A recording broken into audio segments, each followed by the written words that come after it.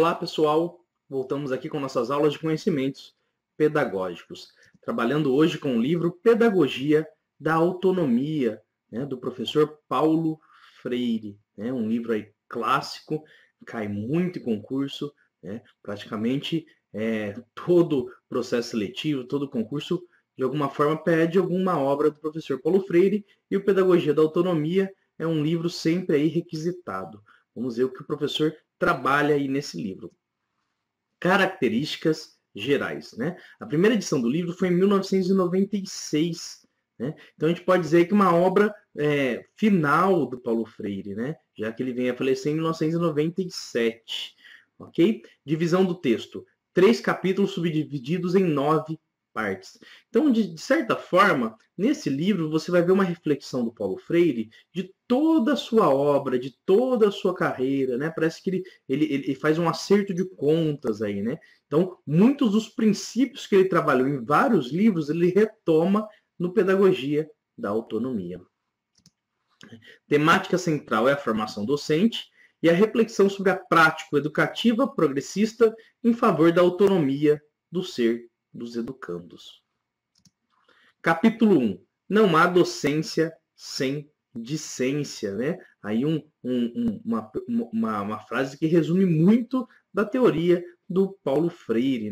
Não há docência sem discência. A educação sempre se dá na relação entre docente e discente, entre aluno e professor, entre educador e educando. Quem ensina, aprende ao ensinar. E quem aprende, ensina ao aprender. Ensinar não é transferir conhecimento. Docentes, educadores e discentes, educandos, não se reduzem à condição de objeto um do outro.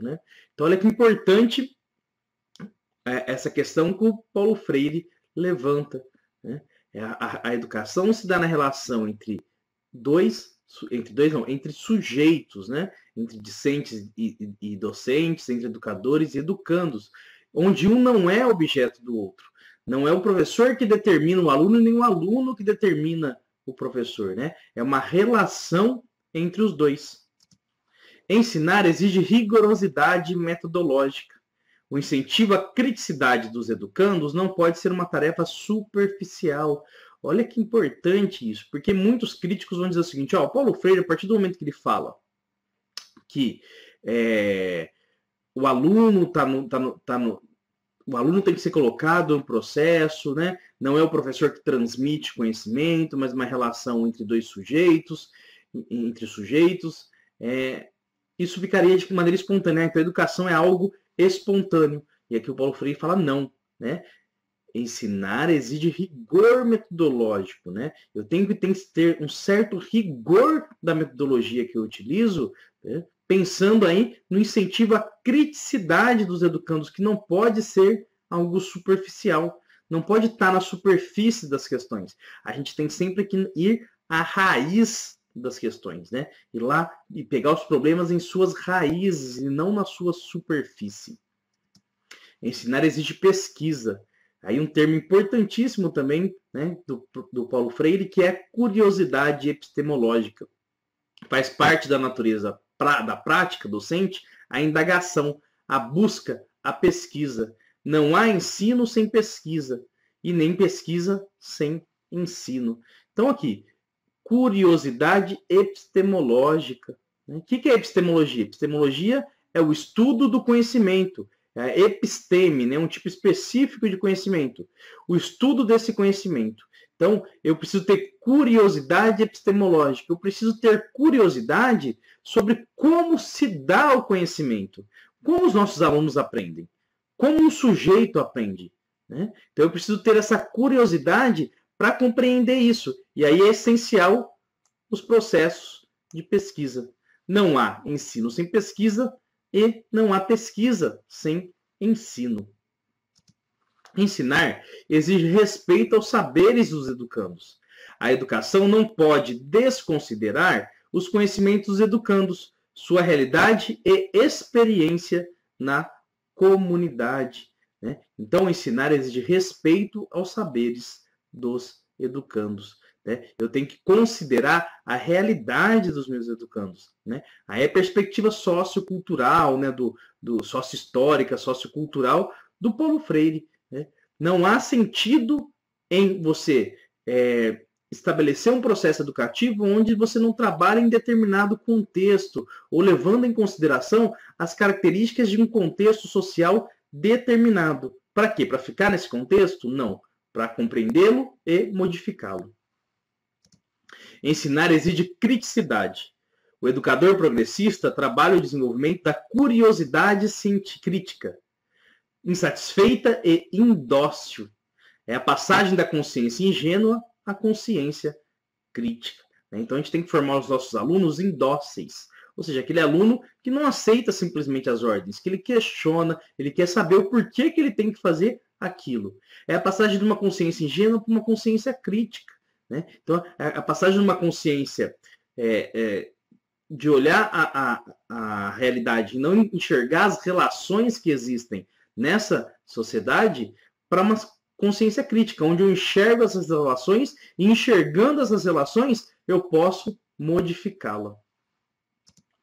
Ensinar exige estética e ética.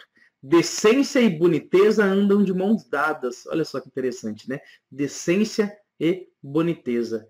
Ética e estética fazem parte dos seres humanos, sujeitos históricos e sociais que comparam, decidem, intervêm e rompem, né? Então, conseguir analisar aquilo que eu tenho de estético, né? Ter um gosto estético, né? Aquilo que me agrada, saber reconhecer aquilo que me agrada e também aquilo que eu defendo, né? Os meus valores, aquilo que eu tenho por valor. Então aí é a questão da estética e da ética. Ensinar exige a corporificação das palavras pelo exemplo. Não é possível o professor dizer que tem uma postura democrática e, ao mesmo tempo, perguntar ao aluno: você sabe com quem você está falando? Né? Então, olha só o que ele está dizendo. Né? Quando a gente vai formar o sujeito, é impossível você formar para a democracia não sendo democrático.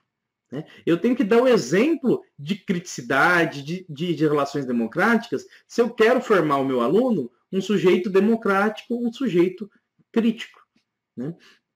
E aí o exemplo que ele dá, aquele professor que vira para o aluno: você sabe com quem você está falando? Né? Que exemplo de democracia esse professor está dando para esse aluno? Né? Um aluno que vai crescer e vai fazer o quê? A mesma coisa, vai dar as carteiradas, né? E aí os casos dos juízes que dão carteirada, dos delegados, enfim, né? De qualquer autoridade que quer se impor ao outro. Ensinar exige reflexão crítica sobre a prática. É por meio da reflexão sobre a prática que a curiosidade ingênua pode se transformar em curiosidade crítica. A formação dos educadores, assim, não pode ficar somente no discurso vazio, mas relacioná-lo reflexivamente à prática. Então ele está falando aqui da importância da teoria e da prática. Né? Existe prática sem teoria ou teoria sem prática? Não, não existe. Né? Isso é um senso comum. Na prática a teoria é outra. Isso não é verdade. Né? Toda teoria ela surge da prática e toda prática está embasada em determinada teoria. A relação teoria e prática, ela sempre está presente na nossa vida, no nosso fazer, nas nossas relações, na nossa prática e na nossa teoria pedagógica. Olha que interessante. Pedagogia, o próprio nome pedagogia já é a ideia de prática, né? Pedagogia é, se não, a teoria prática da educação. Olha só que interessante, né? Então a gente tem que sempre entender essa relação teoria e prática como indissociável. Né? Toda prática está embasada em uma teoria e toda teoria está apoiada numa prática. Ah, professor, não é assim? Não. O que se produz lá na universidade não chega aqui na escola. Não chega no chão da escola. Será que não chega? Aí a gente tem que fazer outro questionamento. Que tipo de teoria produzida na universidade chega na escola? Né? Essa é uma reflexão importante da gente fazer. Né? Será que aquilo que a gente trabalha na escola não está baseado numa teoria? E será que essa teoria não foi produzida lá na universidade? Então, que tipo de teoria que chega lá na escola? Essa tem que ser o questionamento. Né? Ah, não, professor, tudo que eu sei eu aprendi na prática. Será? né? Será que em nenhum momento você refletiu sobre essa prática? E para refletir sobre essa prática, você teve que pensar em teorias? Então, tomar cuidado com essa relação teoria e prática. Ensinar exige o reconhecimento e a assunção da identidade cultural. A assunção de nós mesmos não significa a exclusão dos outros. É a outredade do não eu ou do tu que me faz assumir a radicalidade do meu eu. Então, o que ele está dizendo? É preciso reconhecer a nossa identidade. O que é identidade? Identidade é aquilo que nos define. O que é a nossa carteira de identidade? É aquilo onde tem os nossos dados e fala quem eu sou. Então, identidade é aquilo que nos identifica, aquilo que nos caracteriza. É preciso reconhecer isso. E para reconhecer a identidade, eu preciso reconhecer a outredade. Olha só, o Paulo Freire é cheio dessas palavras diferentes. Outredade. É preciso reconhecer o não eu. É preciso reconhecer o outro. Eu só defino a minha identidade a partir também do reconhecimento do outro.